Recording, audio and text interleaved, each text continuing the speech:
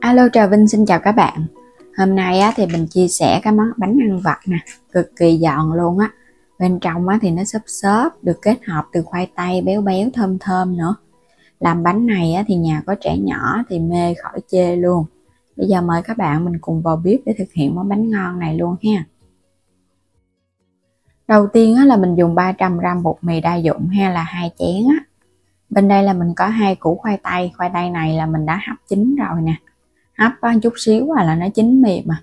Các bạn sắc nhỏ nhỏ mình hấp nó cũng nhanh chín dữ lắm. Tiếp theo là mình có mè trắng ha, thêm tí xíu muối nữa nè. Bên đây là 100g đường. Rồi sẽ tán mịn cái phần khoai tây ra. Khoai tây này các bạn làm cho nó nhanh tay tại vì nó còn nóng thì mình tán nó dễ lắm. Khoai tây thì nó có tinh bột nhiều, kết hợp ở trong cái phần bột mì nữa, nó tạo thêm cái độ giòn xốp và mình ăn vào nó cũng béo béo ngon nữa. Khoai tây thì mình thấy ngon hơn so với khoai lang. Rồi bây giờ tán nó mịn xong rồi nè. Rồi bây giờ mình sẽ cho đường vô luôn ha. Cho hết 100g đường là khoảng 5 muỗng. Thêm muối vô luôn nè. Trộn đều lên cái khoai nó còn đang ấm nóng mình trộn nhanh tay thì đường nó sẽ tan.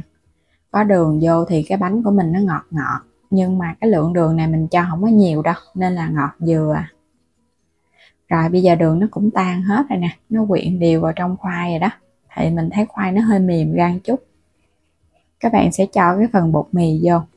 Bột mì đa dụng hay là bột mì ngang cũng được.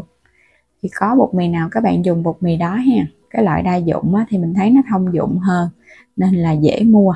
Còn bột mì ngang thì các bạn mua lẻ theo ký ngoài chợ cũng có nữa. Trộn đều.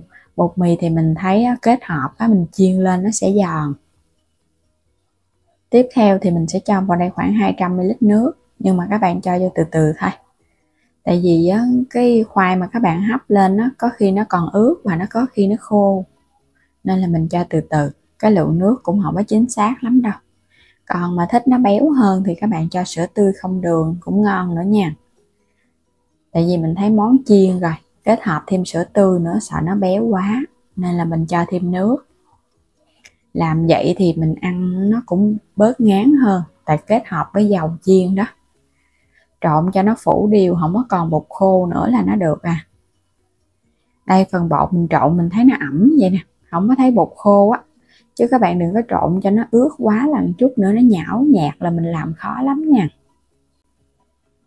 Dùng tay sẽ nhồi.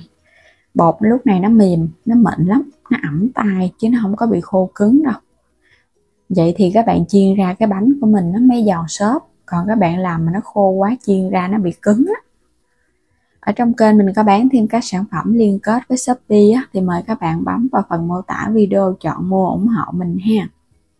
Đậy lại chờ 15 phút cho nó nghỉ. Rồi bây giờ quay trở lại. Không cần phải để lâu đâu, 15 phút là được rồi. Các bạn sẽ lấy cái khối bột ra để mình tạo hình luôn. Bột nó ẩm mềm. Cho lên chút xíu bột mì khô nữa ha, để mình dễ cán ra đó. Có thể gập nó lại một chút xíu. Các bạn có thể cán mỏng rồi mình cắt sợi ra cho nó dễ, hoặc là mình xe bằng cái tay luôn, khỏi cần cán cũng được. Làm cách nào thấy tiện thì cứ làm ha. Cán thì mình cắt sợi, còn xe tay thì nó sẽ ra sợi nhưng mà nó đều hơn cắt, mà nó lâu hơn Nhớ phủ thêm bột khô thì mình cán nó mới dễ, nó không có bị dính và nó không có bị co bột đó. Khoai tây thì các bạn làm không mình chiên không ăn nó dễ bị sạc mà nó mềm lắm. Rồi bây giờ mình sẽ cắt nè. Còn kết hợp với bột kiểu này các bạn để cả ngày luôn, nó vẫn giòn ngon. Ngon hơn so với mình ăn khoai lang nhúng bột chiên. Và ngon hơn các bạn ăn khoai tây mà mình chiên xù. Quét lên trên cái mặt này một ít nước đi để cho nó bám mè ha. Hồi nãy đáng lẽ là lúc đầu mình sẽ phủ mè luôn khỏi cần phải phủ nhiều bột khô. Nhưng mà hồi nãy là để mè bên cái quên, cho nên là bây giờ phải quét nước nè. Phủ bột khô hơi nhiều nó không có bị bám mè. Rắc đều lên. Có thể mình rắc mè 2 mặt bột luôn cũng được, hoặc là các bạn rắc 1 mặt cũng được ha. Rồi mình phải phủ bột khô lên, không có bột khô là nó dính lắm. Sẽ cắt sợi. Cắt cũng hơi lớn chút nha, chứ đừng có nhỏ quá khó chiên lắm á. Mình cắt ra cho nó dài dài vậy nè. Chút chiên nó còn nở ra cái nữa là nó vừa, cái cọng khoai tây của mình nó sẽ lớn, giống như là mình làm bánh que vậy đó. Đây, mình phủ thêm bột để cho nó rời ra từng cọng ha, chút nữa lấy chiên nó dễ, nó không có bị dính chùm lại. Mình làm cho nó hơi dài dài thì mình chiên ra nó mới đẹp. Rồi, bây giờ bắt chảo dầu lên, các bạn sẽ lấy cái phần bột này mình đem chiên nè. Dầu vừa sôi nhẹ thôi là các bạn thả bột vô chiên, không có cần phải sôi nhiều quá ha. Để ở mức lửa trung bình để cho bánh của mình nó chín giòn. Đừng có để lửa áp quá, cái phần mè ở bên ngoài nó dễ bị khét, và bên trong bánh nó chưa có giòn đều. Bánh có bột mì thì mình chiên nó cũng hơi lâu hơn chút xíu để cho nó giòn đều.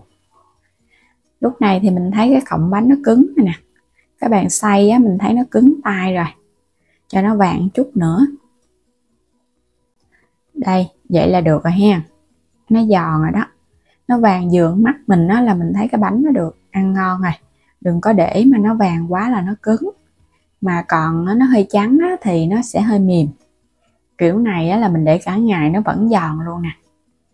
Bớt lên rồi cái để qua bên cho nó ráo phần dầu, hoặc là các bạn cho vào miếng giấy thấm dầu để nó hút bớt cái phần dầu thừa ở trong bánh, thì các bạn để cả ngày nó không có bị mềm.